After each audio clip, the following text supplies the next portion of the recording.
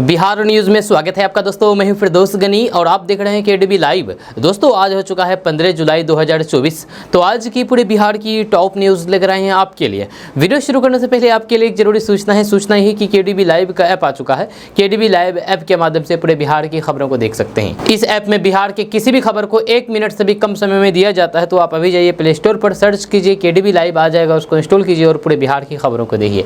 तो चलिए बात करते हैं आज की पूरे बिहार की।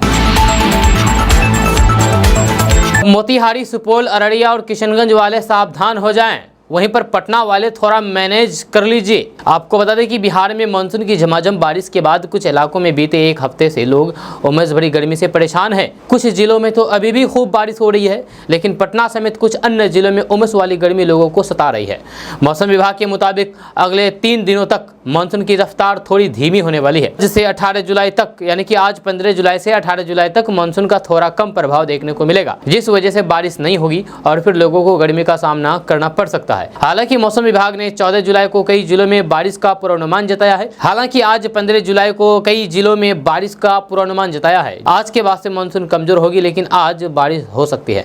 आपको बता दूं कि आज पश्चिमी चंपारण, सुपौल, अररिया और किशनगंज में भारी बारिश का पूर्वानुमान है। वहीं पर पूर्वी चंपारण, सिवान, सारण, गोपालगंज, मधेपुरा, सहरसा, पूर्णिया, कटिहार, भागलपुर, बांका, जमुई, मुंगेर और खगड़िया जिलों के अनेक स्थानों पर मध्यम से तेज वर्षा होने की संभावना है।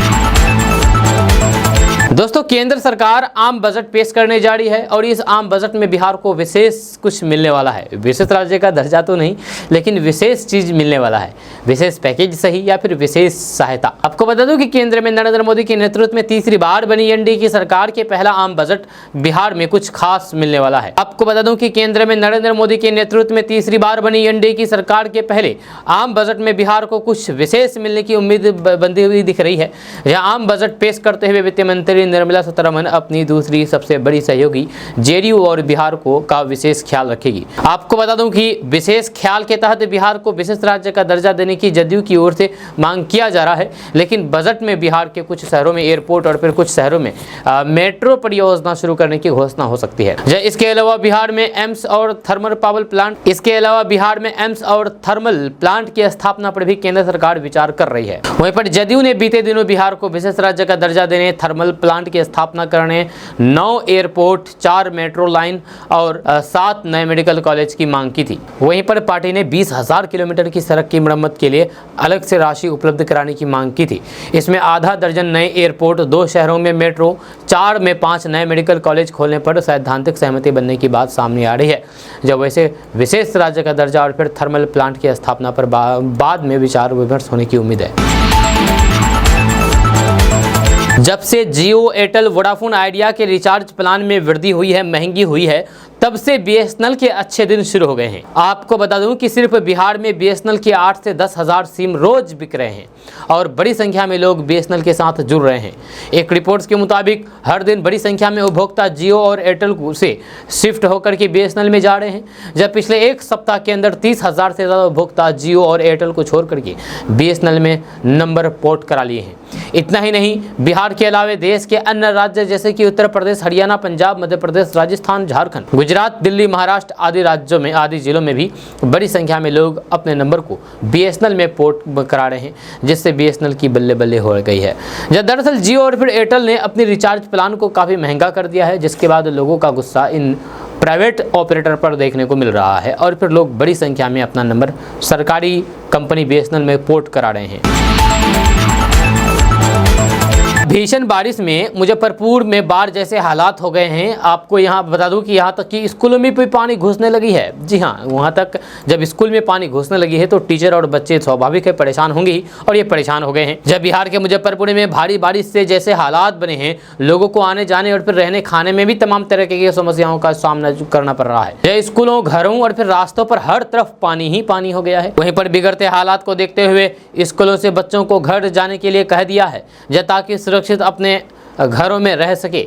वहीं पर मुख्य सड़क पर पानी भरा होने से बाइक सवार और फिर पैदल यात्रियों को आने जाने में मुश्किलों का सामना करना पड़ रहा है। दोस्तों, नेपाल की बारिश से बिहार के 1 दर्जन से अधिक गांव बाढ़ की चपेट में आ गए हैं। आपको बता दें कि नेपाल के तराई क्षेत्र में हो रही बारिश के कारण दियारा इलाके में बाढ़ का पानी घुस गया है। 1 दर्जन से अधिक गांव बाढ़ की चपेट में आ गए हैं। निचले इलाकों में कई सड़कें पानी में बह गई है, जहाँ कई गाँव का मुख्यालय से संपर्क टूट गया है, कट गया है। आपको बता दें कि गंडक बराज से लगभग 2.5 लाख क्यूसेक पानी छोड़ा गया है। उधर मधुबनी में कमला, कोसी, भुतही, बलान सहित विभिन्न नदियों के जलस्तर में लगातार बढ़ोतरी हो रही है। जयनगर एवं झंझारपुर में कमला नदी खतरे के निशान से ऊपर बह रही है, जब बेनीपट्टी में अधवारा समूह की नदियां धौंस का भी जलस्तर बढ़ रहा है। सीतामढ़ी के इलाके में बागमती और फिर अधवारा समूह की नदियों में उफान जारी है। दोस्तों, बिहार की सियासत में कौन किसे कब गच्चा देगा, इसका अंदाजा बड़े बड़े सियासी दिग्गज नहीं लगा पाते हैं। यही वजह है कि रुपौली विधानसभा सीट पर हुए उपचुनाव में जो उलटफेर हुआ है, उसे देख करके हर कोई दंग रह गया है। यह चुनाव से ठीक पहले निर्दलीय सांसद पप्पू यादव ने भले ही लालू प्रसाद यादव की पार्टी राजद की उम्मीदवार बीमा भारती को समर्थन देने का ऐलान कर दिया हो, लेकिन चुनावी नतीजों के बाद ये साफ हो गया है कि कहीं न कहीं बीमा भारती के साथ खेला हो गया है। इस सीट पर निर्दलीय उम्मीदवार बाजी मार ली है, लेकिन क्या ऐसा संभव हो सकता था कि किसी मजबूत समर्थन के बिना है वहां से उस बीमा भारती को समाप्त कर दे, मात दे दे, जिनके नाम इस विधानसभा सीट से सबसे लंबे समय तक विधायक रहने का रिकॉर्ड दर्ज है। इस सीट पर निर्दलीय उम्मीदवार शंकर सिंह ने बाजी मार ली है, लेकिन क्या ऐसा संभव था कि किसी मजबूत समर्थन बिना वो यहां से उस बीमा भारती को मात दे सके, जिनके नाम पर विधानसभा सीट से लंबे समय तक विधायक रहने का रिकॉर्ड दर्ज है। वहीं पर आपको बता दें कि हाल ही में पप्पू यादव ने अपने एक फैसले से इन दिनों सभी को चौंका दिया था। जिस बीमा भारती के खिलाफ उन्होंने लोकसभा चुनाव में बतौर निर्दलीय उम्मीदवार ताल ठोका और जो जीत हासिल की, उन्होंने विधानसभा उपचुनाव में उन्हीं को समर्थन देने की बात कह दी थी। लेकिन क्या ऐसा संभव है कि पप्पू यादव ने बीमा भारती का सचमुच समर्थन किया और वे चुनावी नतीजों में तीसरे पायदान पर पहुंच गई? और तो और राजद उम्मीदवार को सिर्फ 30,619 वोट हासिल करते हुए और उन्हें 37,451 वोट से हार झेलनी पड़ी। आपको बता दें कि बिहार की राजनीति में लालू प्रसाद यादव से अदावत मोल लेने वाले पप्पू यादव कब क्या फैसला लेने वाले हैं, इसका अंदाजा लगाना बिल्कुल भी वैसा ही है जैसे रेत में सुई की तलाश करना, जहां दोनों के बीच की दूरियों से हर कोई वाकिफ है। लेकिन जब पप्पू यादव ने बीमा भारती का समर्थन करने का ऐलान किया था, तो फिर लगा कि ये दूरियां शायद घटने लगी हैं। हालांकि इस समर्थन के पीछे कहीं ना कहीं पप्पू यादव ने अपने धुर विरोधी को शायद सबक सिखाने का पैंतरा भी अपनाया था। एक ऐसा वाकया सामने आया है जिसको जानकर कि आप भी हैरान रह जाएंगे और सोचने पर मजबूर हो जाएंगे कि हाय रे, क्या जमाना आ गया है। यहाँ पर एक पिता अपने बेटे के लिए लड़की देखने गया था। पिता ने खुद समधन को दिल दे बैठा और दोनों के बीच क्या हुआ हम आपको भी बता रहे हैं। मामला तो बिहार का नहीं है, लेकिन बिहार के पड़ोसी राज्य उत्तर प्रदेश का है। आपको बता दें कि आजकल हमारे देश में लोगों को प्यार का एक अलग ही जुनून चढ़ा हुआ है। ना जाने लोग प्यार में क्या क्या नहीं कर बैठते हैं। उन्हें ये भी नहीं समझ आती है कि क्या वे सही कर रहे हैं या फिर गलत। हालांकि फिर उनके साथ कोई ऐसी घटना घट जाती है, तब उन्हें समझ में आता है कि हम कितनी बड़ी गलती कर बैठे हैं। इसी तरह का एक मामला बिहार के पड़ोसी राज्य यूपी के कासगंज से सामने आया है। यहाँ बेटे की शादी तय करने गए पिता को ही समधन से इश्क हो गया, जहाँ फिर जैसे ही एक प्रेमी और प्रेमिका एक दूसरे से बात करते हैं, वैसे ही उन दोनों में भी बातें चलने लगी। जब कुछ दिन बाद वह समधन को लेकर के फरार हो जाता है। हालांकि ये जानकारी जब होने वाले समधी को लगी, तो फिर उसके होश ही उड़ गए। उसने आरोपी समधी के खिलाफ अगवा कर लिए जाने का मामला भी दर्ज कराया। दरअसल ये कहानी कासगंज के गुंजईरवाड़ा कस्बा में 2 माह पहले परिवारों ने अपने बेटे बेटी की शादी तय करते हैं। लड़की का रिश्ता आरोपी शकील के बेटे से तय होता है। जैसे ही रिश्ता तय हो जाता है, तो फिर शकील और लड़की के माँ में बातचीत शुरू हो जाती है। धीरे धीरे बातचीत प्यार में बदल जाता है और फिर शुरू होता है असली कहानी। आपको बता दूं कि जैसे ही दोनों को एक दूसरे से प्यार होता है, वैसे ही दोनों भाग जाते हैं घर छोड़ करके। दोनों जैसे ही प्रेमी प्रेमिका घर छोड़ करके भागते हैं ना, ठीक उसी तरीके से ये भी दोनों अपने घर छोड़ करके भाग गए। आपको एक बात और जानकर के हैरानी होगी कि लड़की की माँ को 6 बच्चे हैं, जबकि लड़के के पिता को 10 बच्चे हैं। यानी कि लड़के के पिता 10 बच्चे के पिता हैं और लड़की की माँ 6 बच्चे की माँ है। जब पीड़ित ने बताया है कि उसने अपनी पत्नी की काफ़ी तलाश की, लेकिन उसका कहीं भी अता पता नहीं चल पाया। जिसके बाद गंजनडोआरा कोतवाली में गुमशुदगी की केस दर्ज कराई। उसके बाद पीड़ित ने पुलिस अधीक्षक से गुहार लगाई है कि उसकी पत्नी को बचाया जाए। जब पुलिस ने एसपी के आदेश पर आरोपियों के खिलाफ मामला कर लिया है। देश के बड़े उद्योगपति और रिलायंस इंडस्ट्री के मालिक मुकेश अंबानी के छोटे बेटे अनंत अंबानी की शाही शादी की तस्वीरें लगातार सामने आ रही है। सोशल मीडिया पर इस शाही शादी के फोटो और वीडियोस काफ़ी ज़्यादा तेज़ी से आ रही है। इस शाही शादी में शामिल होने वाले लालू प्रसाद और उनके परिवार की भी तस्वीर सामने आई है। जैसे कि आपको पता होगा कि केडीबी लाइव के माध्यम से भी लालू परिवार के शादी में शामिल होने की खबरें बताई गई थी, लेकिन अब उसकी तस्वीर भी सामने आ गई है। दरअसल बीते 12 जुलाई को अनंत अंबानी और राधिका की शादी संपन्न हो गई। इस शाही शादी में शामिल होने के लिए लालू प्रसाद अपने पूरे परिवार के साथ मुंबई पहुंच गए थे। जब लालू के साथ शाही शादी में शामिल होने के लिए पटना से लालू प्रसाद की पत्नी राबड़ी देवी तेजस्वी यादव, मीसा भारती तेजस्वी की पत्नी राजश्री, मीसा भारती की बेटी और तेज प्रताप यादव समेत परिवार के अन्य लोग 12 जुलाई को मुंबई के लिए रवाना हुए थे। शाही शादी में शामिल होने पहुंचे लालू प्रसाद और राबड़ी देवी का स्वागत मुकेश अंबानी के छोटे भाई अनिल अंबानी और उनकी पत्नी ने किया था।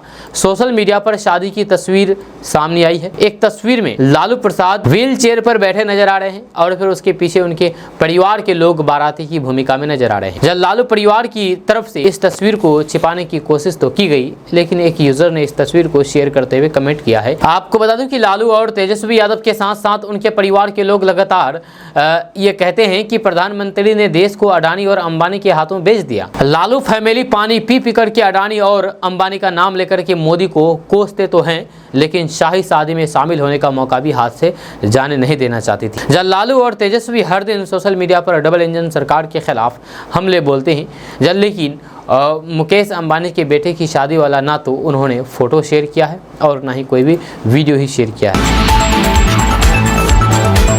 दोस्तों, बिहार के अलग अलग सरकारी बैंक जल्द ही रोजगार उन्मुखी कार्यक्रम के लिए पंचायत और प्रखंड स्तर पर ज्वाइंट लाइब्रेरी ग्रुप को 25-25 हजार रुपए ऋण देगी। दरअसल बिहार के सहकारिता विभाग के मंत्री डॉक्टर प्रेम कुमार ने अपने कार्यालय कक्ष में सहकारी बैंक के कार्यों की समीक्षा की है। आपको बता दूं कि इस बैठक के दौरान मंत्री ने कहा कि बिहार के सहकारी बैंक रोजगार को बढ़ावा देने के लिए प्रत्येक पंचायत और प्रखंड स्तर पर ज्वाइंट लाइबिलिटी ग्रुप को रोजगार के लिए ऋण उपलब्ध करवाएंगे, यानी कि लोन उपलब्ध करवाएंगे। इसके लिए 25,000 रुपये लोन दिया जाएगा। इसके लिए प्रत्येक ग्रुप में 4 से 5 सदस्य होंगे।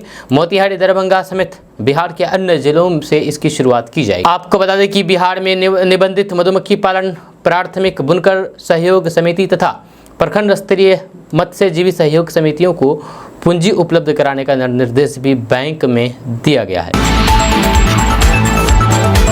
दोस्तों, बिहार में मानसून की सक्रियता के साथ ही इस बार भी कई नदियां लगातार उफान पर हैं। केंद्रीय जल आयोग के अनुसार गंडक नदी गोपालगंज के डुमरिया घाट में 112 सेंटीमीटर खतरे के निशान से ऊपर बह रही है। बागमती नदी मुजफ्फरपुर जिले के बेनीबाद में 95 सेंटीमीटर खतरे के निशान से ऊपर है। बागमती नदी रुन्नीसैदपुर में 88 सेंटीमीटर खतरे के निशान से ऊपर है। कमला बलान नदी मधुबनी जिले के झंझारपुर में 132 सेंटीमीटर ऊपर है। जब कोसी नदी खगड़िया के बलतारा में खतरे के निशान से 97 सेंटीमीटर ऊपर है। महानंदा नदी पूर्णिया जिले के टेंगरा घाट में 64 सेंटीमीटर खतरे के निशान से ऊपर बह रही है। महानंदा नदी कटिहार के झावा में खतरे के निशान से 42 सेंटीमीटर ऊपर है। वहीं पर परमान नदी अररिया में खतरे के निशान से 84 सेंटीमीटर ऊपर है। कई नदियों में जलस्तर में और तेजी से वृद्धि होने की संकेत है। हालांकि महानंदा नदी किशनगंज में खतरे के निशान से नीचे बह रही है। मौसम विभाग के अनुसार कोसी, महानंदा, बागमती, अधवारा और फिर गंडक नदियों के जलग्रहण क्षेत्र में साधारण से मध्यम बारिश होने की संभावना है। पिछले 24 घंटे में 50 मिलीमीटर से अधिक बारिश हुई है। बिहार के मुख्यमंत्री नीतीश कुमार एक बार फिर से भाजपा को बड़ा झटका देने का संकेत देते हुए दिख रहे हैं। जी हां, आपको बता दूं कि भाजपा के खिलाफ बगावत करने वाले एक बड़े नेता के साथ सीएम नीतीश कुमार की मुलाकात हुई है। कहा जा रहा है कि इस मुलाकात ने बीजेपी की टेंशन बढ़ा दी है। जदयू अब झारखंड विधानसभा चुनाव में भाजपा की मुश्किलें बढ़ा सकती है। दरअसल झारखंड की सियासत के दिग्गज नेता सरयू राय की सीएम नीतीश कुमार से मुलाकात के बाद सियासी गलियारों में भाजपा और फिर एनडीए की रिश्ते को लेकर के अटकलबाजियों का दौर जारी है। आपको बता दें कि सरयू राय ने जदयू के शीर्ष नेतृत्व से हुई मुलाकात को लेकर के सोशल मीडिया पर जानकारी दी है। उन्होंने लिखा है कि पटना में मुख्यमंत्री निवास में नीतीश कुमार के साथ मुलाकात हुई। जब झारखंड विधानसभा के आगामी चुनाव में हमारी संभावित भूमिका के बारे में संक्षिप्त परंतु फलदायक चर्चा हुई है, जहां साथ में झारखंड विधानसभा चुनाव लड़ने पर सहमति भी बनी है। राजद ने मोदी पर बड़ा हमला बोला है। जी हां, राष्ट्रीय जनता दल यानी कि राजद ने कहा कि भाजपा को देश ने नकार दिया है, पीएम मोदी का दिल मानने को तैयार नहीं है। आपको बता दें कि विधानसभा उपचुनाव में 13 में से 2 सीटों पर भाजपा उम्मीदवार की जीत पर राजद ने रविवार को पीएम मोदी पर बड़ा हमला बोला है। राजद नेता मनोज झा ने कहा कि लोकसभा चुनाव के बाद अब विधानसभा चुनाव के परिणाम भी भाजपा के पक्ष में नहीं आ रहे हैं, लेकिन पीएम मोदी का दिल ये मानने को तैयार नहीं है। एक दिन पहले आए विधानसभा उपचुनाव के नतीजे में भाजपा कई राज्यों में अपनी जीती हुई सीटें भी हार गई। वहीं बिहार में भाजपा की सहयोगी पार्टी जदयू के उम्मीदवार भी निर्दलीय प्रत्याशी हार गए। अब इसी को लेकर के मनोज झा ने भाजपा पर देश को भरोसा नहीं होने की बात पर तंज कसा है। जब विधानसभा उपचुनाव में नतीजे पर आरजेडी नेता मनोज झा ने कहा कि जिन 2 सीटों पर बीजेपी जीती है उसमें से एक पर भाजपा उम्मीदवार की जीत का अंतर 1000 वोटों का रहा और दूसरी पर भी लगभग इतना ही अंतर है। और मध्य प्रदेश में भाजपा के टिकट पर जो व्यक्ति चुनाव जीता है वह हाल तक कांग्रेस में था। उन्होंने कहा कि भाजपा की हार की ये बात लोकसभा में भी साफ थी, लेकिन पीएम मोदी का दिल मानने को तैयार नहीं है। मैं बस यही उम्मीद करता हूं कि अब से शासन समावेश हो गए हो और फिर जनहित के मुद्दे पर बात हो। सबसे बड़ा मुद्दा बेरोजगारी है, उस पर भी बात नहीं करते हैं ये लोग। रुपौली विधानसभा चुनाव में करारी हार मिलने के बाद टेंशन में नीतीश कुमार। जी हां, नीतीश कुमार टेंशन में आ गए हैं क्योंकि रुपौली विधानसभा चुनाव में करारी हार मिली है। आपको बता दूं कि इसको लेकर के नीतीश कुमार 2 बड़े नेताओं के साथ बैठक की है। जी हां, आपको बता दें कि रुपौली विधानसभा उपचुनाव में जदयू और राजद की करारी हार हुई है। इस सीट पर सीएम नीतीश कुमार और तेजस्वी यादव की प्रतिष्ठा की लड़ाई थी। हालांकि पूर्णिया लोकसभा चुनाव के तरह ही विधानसभा उपचुनाव में रुपौली की जनता ने निर्दलीय प्रत्याशी पर विश्वास जताया है। जनता ने नीतीश तेजस्वी को नकार दिया है। वहीं पर अब जदयू और फिर राजद के द्वारा अपनी अपनी ओर से हार की समीक्षा की जा रही है। यह इसी कड़ी में रुपौली विधानसभा उपचुनाव में जनता दल यूनाइटेड उम्मीदवार की हार को लेकर के मुख्यमंत्री नीतीश कुमार ने पार्टी के वरिष्ठ नेता मंत्री विजय चौधरी और फिर पार्टी के राष्ट्रीय महासचिव मनीष वर्मा के साथ सीएम नीतीश कुमार पर सीएम आवास पर बातचीत हुई। सीएम नीतीश कुमार ने पार्टी के नेताओं से हार के कारणों पर फीडबैक लिया है। जानकारी के अनुसार लगभग आधे घंटे तक इन नेताओं के साथ मुख्यमंत्री की बैठक चली। पार्टी के नेताओं ने मुख्यमंत्री को हार के कारणों की विस्तार से जानकारी दी है। आपको बता दें कि विजय चौधरी ने रुपौली विधानसभा उपचुनाव में जदयू प्रत्याशी को जिताने के लिए कोशिश की थी। उन्होंने रुपौली में जदयू के तमाम कार्यकर्ताओं के साथ कैंप भी किया था। हालांकि जदयू की तमाम कोशिशों के बावजूद भी उनके प्रत्याशी कलांधर मंडल को हार का सामना करना पड़ा। नीतीश कुमार का सशक्ता सुशासन लॉ एंड ऑर्डर पर बड़ा सवाल या निशान खड़ा कर रहा है। आपको बता दें कि शर्ट का बटन खोल करके ऑन ड्यूटी आराम फरमाते एएसआई का उस तस्वीर सोशल मीडिया पर वायरल हो रहा है। जब सरकार जी से सवाल है कि सरकार जी जरा इधर गौर करिए और देखिए, राजनीति की चुस्त दुरुस्त रहने का दावा करने वाली पटना पुलिस आपकी सेवा में, पटना पुलिस सदैव आपकी तत्पर रहने का दावा करते हैं, लेकिन पटना पुलिस कितने तत्पर रहते हैं आप तस्वीर देख करके अंदाजा लगा सकते हैं। तस्वीर देख करके ये कहना गलत नहीं होगा कि अपराधी मस्त है और पुलिस सोने में व्यस्त है। यह दृश्य है पटना सिटी के चौक थाना पुलिस की गश्ती के दल का। पटना पुलिस की सभी जिप्सी में आप लिखे हुए देखे होंगे कि पटना पुलिस आपकी सेवा में, पटना पुलिस सदैव आपकी सेवा में तत्पर। लेकिन ये स्लोगन तब बेईमानी सी लगती है जब आपकी सेवा में सदैव तत्पर होने का दब भरने वाले पुलिस ऑन ड्यूटी सोते रही है। जब कुछ तस्वीरें और फिर वीडियो इसी तरीके की आई है जब राजधानी पटना से, जहां पर एक एएसआई और जिप्सी का निजी चालक बड़े ही आराम से सोते हुए दिख रहे हैं। ये तस्वीर कहीं और की नहीं बल्कि पटना सिटी के चौक की है। जिन पुलिस पर हमारी और आम जनता का सुरक्षा का दायित्व होता है, वही पुलिस बड़े आराम से सोते हुए दिख रही है। बिहार के नालंदा में एक ऐसा पकड़ुआ विवाह हुआ है कि लोग सोचने पर मजबूर हो जाएंगे। जहाँ हालांकि किशोर के परिजनों को जैसे ही इस शादी की भनक लगी तो फिर पुलिस के साथ लड़की के घर पहुंच गए।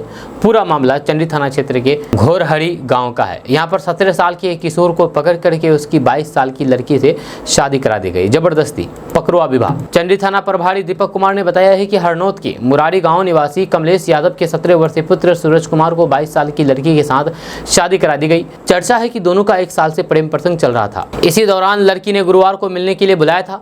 जब किशोर उनसे मिलने के लिए आया तो लड़की के परिजनों ने जबरदस्ती पकड़ करके उसकी शादी करा दी। वहीं पर जब पुलिस मौके पर पहुंची और फिर किशोर की शादी होने पर कानूनी कार्रवाई की बात बताई तो फिर लड़की पक्ष वाले पीछे हटे।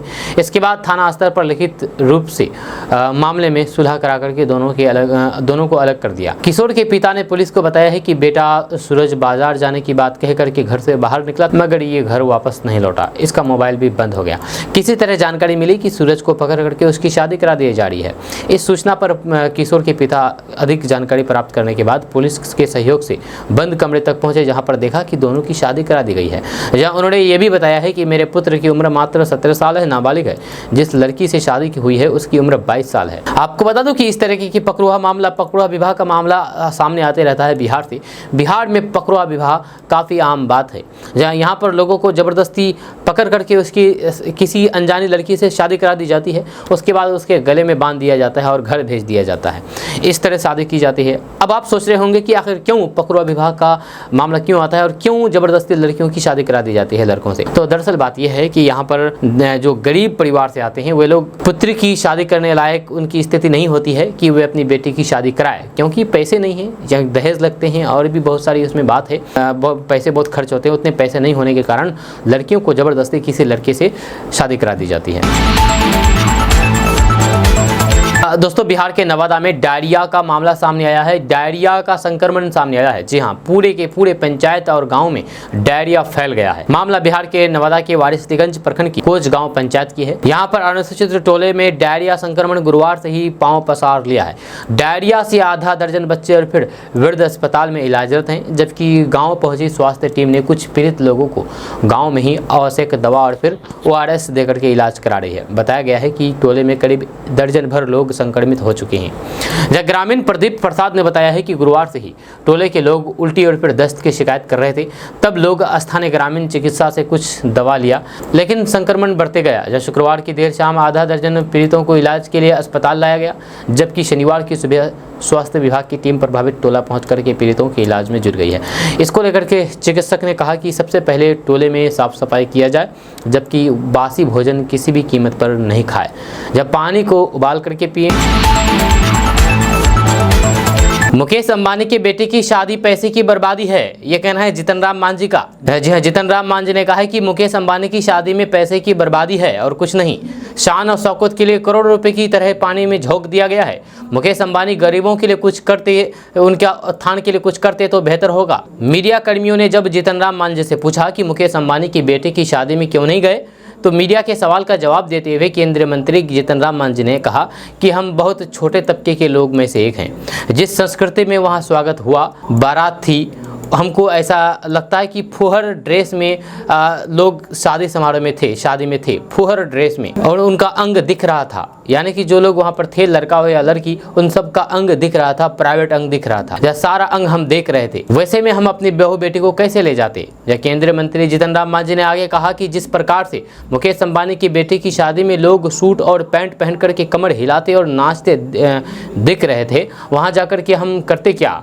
वहाँ जाना मेरे लिए ठीक नहीं था, इसलिए नहीं गए, लेकिन मुकेश अंबानी को न्योता भिजवा दिए। उन्होंने आगे कहा कि जाना इसलिए भी हमने उचित नहीं समझा क्योंकि उस भव्यता में अमीरी के प्रदर्शन में हम एडजस्ट नहीं कर पाते। हमको निमंत्रण मिला था, हम नहीं गए। हमने सोचा कि जितना ठाट बाट और फिर आधुनिकता से वे लोग काम करते हैं और हम लोग गाँव के आदमी हैं, हम लोग उस भव्यता में कहीं भी छिप ना जाएं, इसलिए मुकेश अंबानी की बेटी की शादी में नहीं गए। अनंत अंबानी की शादी में धन का प्रदर्शन खूब किया गया है। यदि ये प्रदर्शन गरीबों के उत्थान के लिए किया जाता तो फिर बहुत अच्छा होता। मुकेश अंबानी ने अपनी शान शौकत के लिए लाखों करोड़ रुपए झोंक दिया है। दोस्तों, मुख्यमंत्री नीतीश कुमार की अध्यक्षता में हाल ही में हुई बिहार कैबिनेट की बैठक में 9 निवेश प्रस्ताव को वित्तीय मंजूरी मिली है। इसमें से 661 करोड़ रुपए से अधिक के निवेश प्रस्ताव शामिल है, जहां इनमें सबसे महत्वपूर्ण प्रस्ताव अल्ट्राटेक सीमेंट लिमिटेड और फिर सोना बिस्किट यूनिट के हैं। इन दोनों इकाइयों की स्थापना के लिए कुल 471 करोड़ रुपए का निवेश प्रस्तावित है। इसमें अल्ट्राटेक सीमेंट उत्पादन में 369 करोड़ रुपए और फिर सोना बिस्किट निर्माण इकाई में 110 करोड़ रुपए का संभावित निवेश शामिल है। आधिकारिक जानकारी के अनुसार पटना जिले के दनियावा में अल्ट्राटेक सीमेंट की इकाई और फिर बिहेटा के सिकंदरपुर औद्योगिक क्षेत्र में सोना बिस्किट की इकाई स्थापित की जानी है। सोना इकाई में वेफई नूडल्स और बिस्किट का उत्पादन किया जाएगा। जानकारों के अनुसार ये सभी 9 प्रस्ताव चालू वित्तीय वर्ष में उत्पादन में आ जाएंगे। अल्ट्राटेक सीमेंट और फिर सोना बिस्किट के अलावा मेसर्स रिगल रिसोर्सेज किशनगंज के ठाकुरगंज में 92 करोड़ रुपए के निवेश से मक्का स्टार्च उत्पादन संयंत्र लगाएगी। प्रधानमंत्री नरेंद्र मोदी के नाम एक और उपलब्धि दर्ज हुई है। जहां आपको बता दूं कि 14 जुलाई को सोशल मीडिया प्लेटफॉर्म एक्स यानी कि ट्विटर पर 100 मिलियन यानी कि 10 करोड़ से अधिक फॉलोअर्स हो गए हैं प्रधानमंत्री मोदी जी के। इसके साथ ही वे सबसे अधिक फॉलो किए जाने वाले ग्लोबल लीडर बन गए हैं, यानी कि दुनिया में ट्विटर में सबसे ज्यादा फॉलोअर्स पीएम मोदी के हैं। पीएम मोदी ने इस उपलब्धि पर प्रतिक्रिया व्यक्त करते हुए कहा है कि इस जीवंत माध्यम पर आकर के बहुत खुश हूं और चर्चा, बहस, अंतर्दृष्टि, लोगों के आशीर्वाद, रचनात्मक आलोचना और बहुत कुछ का आनंद लेता हूं। भविष्य में भी इसी तरह के आकर्षक समय की प्रतीक्षा कर रहा हूं। पीएम मोदी अमेरिकी राष्ट्रपति जो बाइडेन, दुबई के शासक शेख मोहम्मद और पोप फ्रांसिसी जैसे अन्य विश्व नेताओं से काफी आगे है। एक्स पर पीएम मोदी की लोकप्रियता को देखते हुए दुनिया भर के नेता सोशल मीडिया पर पीएम मोदी से जुड़ने के लिए उत्सुक हैं, क्योंकि उनके साथ जुड़ने से अपने फॉलोअर्स, व्यूज और फिर रिपोस्ट में काफी इजाफा होता है। हाल ही में इटली और ऑस्ट्रेलिया में भी ऐसा देखा गया है। बिहार में 250 बसों से जुर्माना वसूला गया है। परिवहन विभाग ने इसकी चेतावनी दी है। आपको बता दूं कि बिहार में परिवहन विभाग के नियमों की अनदेखी करके बसों का परिचालन कराने वाले लोगों की मुश्किलें बढ़ने वाली है। दरअसल उत्तर प्रदेश के उन्नाव में हुए बस हादसे के बाद बिहार सरकार ने बड़ी कार्रवाई शुरू कर दी है। बिहार सरकार के निर्देश पर परिवहन विभाग ने पटना समेत बिहार के अन्य जिलों में स्पेशल ड्राइव शुरू किया। इस ड्राइव के तहत बिहार में 250 बसों से जुर्माना वसूला गया। मिल रही जानकारी के अनुसार स्पेशल ड्राइव के दौरान 556 बसों के परमिट, फिटनेस, बीमा, प्रदूषण से संबंधित कागजातों की जांच की गई। जांच में 39 बसों का परमिट और 72 बसों का प्रदूषण फेल मिला। वहीं पर 28 बस टैक्स डिफॉल्टर मिले। ऐसे में इन सभी से 48 लाख रुपए के जुर्माना वसूला गया है। परिवहन सचिव ने कहा कि फिटनेस फेल वाहनों को सड़क पर चलाया जाना मोटर वाहन अधिनियम का उल्लंघन है और फिर सड़क सुरक्षा के ध्यान से बहुत खतरनाक है। नेपाल के पहाड़ी और फिर तराई इलाके में लगातार बारिश हो रही है, जिससे अररिया जिले के सुरसरी नदी समेत शहर के बीचों बीच बहने वाले सीताधार के जलस्तर में लगातार बढ़ोतरी होने से निचले इलाके में पानी भर गया है। इससे लोगों में बाढ़ को लेकर के संशय की स्थिति बनी हुई है। इधर सीताधार के लगातार जलस्तर में हो रही भारी वृद्धि के चलते शहर के बस स्टैंड से कुबेर टोला होकर के अनुमंडल न्यायालय जाने वाले मुख्य सड़क मार्ग पर 2 से 3 फीट पानी का तेज बहाव होने से कई स्थानों पर सड़कें क्षतिग्रस्त हो गई है। इससे आवागमन बाधित हो गया है। एआईएमआईएम के प्रदेश अध्यक्ष और विधायक अख्तरुल ईमान ने मैट्रिक के छात्रों के मूल अंक पत्र और प्रमाण पत्र जारी नहीं किए जाने पर नाराजगी जताई है। उन्होंने बताया है कि इससे छात्रों का शैक्षणिक भविष्य प्रभावित हो रहा है। विधायक अख्तरुल ईमान ने बताया है कि बिहार विद्यालय परीक्षा समिति ने मैट्रिक का रिजल्ट बीते 31 मार्च को जारी कर दिया था। इसके बाद चौथा महीना बीत रहा है, लेकिन अब तक उनकी मूल अंक पत्र और फिर प्रमाण पत्र जारी नहीं किया गया है। इसके कारण उन्हें बिहार के बाहर के विश्वविद्यालयों में नामांकन लेने में काफ़ी परेशानियों का सामना करना पड़ रहा है। मूल मार्कशीट के अभाव में उन्हें योग्यता और फिर अच्छे अंक के बावजूद भी प्रवेश नहीं मिल पा रहा है। उन्होंने बताया है कि एएमयू के कुलपति ने भी इस संबंध में बिहार स्कूल परीक्षा बोर्ड के अध्यक्ष को एक पत्र भी भेजा है। उन्होंने कहा कि अच्छे कॉलेज और फिर यूनिवर्सिटी नहीं होने के कारण बच्चे भी शिक्षा पाने के लिए बाहर जाते हैं, लेकिन सरकार को उनके भविष्य की कोई भी परवाह नहीं है, चिंता नहीं है। प्रदेश अध्यक्ष अख्तरुल ईमान ने कहा कि इस संबंध में मेरी शिक्षा मंत्री से विस्तार से चर्चा हुई है। उन्होंने दिलचस्पी से उनकी बातों को सुनी और आश्वासन दिया है कि जल्द ही समस्या का समाधान करेंगे। बोर्ड के अध्यक्ष से संपर्क करने की कोशिश की गई, लेकिन असफल रहे। जब विधायक अख्तरुल ईमान ने बताया है कि बच्चों के भविष्य को देखते हुए अलीगढ़ मुस्लिम यूनिवर्सिटी के पदाधिकारियों से भी बातचीत की है और आगे की कार्रवाई में जुट गई है। अगर आप बेरोजगार हैं तो आपके लिए बड़ी खुशखबरी है, क्योंकि बिहार में पंचायतों में बम्पर भर्ती निकली है। तो अगर आप अपने पंचायत में रह करके नौकरी करना चाहते हैं तो आप इसके लिए अप्लाई कर सकते हैं। इस वैकेंसी में आपको बता दें कि बिहार पंचायती राज विभाग के द्वारा अलग अलग छोटे बड़े खाली पड़े पदों को भरने के लिए आधिकारिक अधिसूचना जारी कर दी है। उम्मीदवार आवेदन की अंतिम तिथि तक फॉर्म भर सकते हैं। बिहार पंचायत डिपार्टमेंट भर्ती का आयोजन 15,610 पदों पर नियुक्ति के लिए किया जा रहा है, जिसमें से Bihar data entry operator, Panchayati Raj officer, technical assistant, auditor, lower division clerk, ग्राम कचहरी न्यायपत्र, लेखपाल सह ITI, पंचायत सेक्रेटरी और फिर कलेक्टर सहित विभिन्न पद शामिल है। बिहार पंचायती राज भर्ती के लिए शैक्षणिक योग्यता के अंतर्गत उम्मीदवार मान्यता प्राप्त शैक्षणिक संस्थान से न्यूनतम कक्षा 10वीं 12वीं से स्नातक पास होना चाहिए। साथ ही उनके पास पद अनुसार निर्धारित डिग्री अथवा डिप्लोमा होना जरूरी है। जब बिहार पंचायती राज भर्ती 2024 के लिए अंतिम रूप से चयनित उम्मीदवार का न्यूनतम 19,900 रुपये से पद अनुसार और अधिकतम 56,400 रुपये तक मासिक वेतन दिया जाएगा। जहाँ साथ ही समय समय पर अन्य वेतन भत्ते का भी लाभ दिया जाएगा। अगर आप व्हाट्सएप चला रहे हैं तो आपके लिए मौज है, क्योंकि अब व्हाट्सएप में ट्रांसलेटर वाला सिस्टम आ रहा है, ट्रांसलेटर वाला फीचर आ रहा है। आज लगभग सभी मोबाइल में व्हाट्सएप इंस्टॉल है और व्हाट्सएप का यूज़ होता है, और यही व्हाट्सएप अब दिनों दिन हाईटेक होते जा रहे हैं और लोगों को नई नई सुविधा देते जा रहे हैं। जब कुछ समय पहले व्हाट्सएप ने AI फीचर निकाला है, अब व्हाट्सएप ट्रांसलेट वाला फीचर ला रहा है। जी हाँ, व्हाट्सएप अपने यूजर्स की जरूरतों को ध्यान में रखते हुए प्लेटफॉर्म में ट्रांसलेट मैसेज का नाम एक नया फीचर जोड़ रहा है। अपकमिंग फीचर यूजर्स को लाइव ट्रांसलेशन की सुविधा देगा। व्हाट्सएप की अपडेट्स और अपकमिंग फीचर्स पर नजर रखने वाले पॉपुलर वेबसाइट वावे टाइमफो ने एप्लीकेशन में आने वाले ट्रांसलेट मैसेज फीचर्स की जानकारी दी है। वावे टाइमफो के मुताबिक WhatsApp beta for Android 2.24.15.9 update में ये फीचर सपोर्ट किया गया है। ट्रांसलेट मैसेज आपके सभी व्हाट्सएप चैट के मैसेज को बड़ी ही आसानी से ट्रांसलेट कर सकता है। आपको बता दें कि व्हाट्सएप का ट्रांसलेट मैसेज सिर्फ हिंदी से इंग्लिश या फिर इंग्लिश से हिंदी नहीं, बल्कि दूसरी कई भाषाओं में मैसेज को ट्रांसलेट कर पाएगा। यह शुरुआती दौर में इस फीचर्स में अरबी, स्पेनिश, पुर्तगाली, हिंदी, रूसी समेत कई भाषाओं का सपोर्ट दिया गया है। कंपनी भविष्य में इस फीचर्स में और कई तरह की दूसरी भाषाओं को भी ऐड कर सकती है।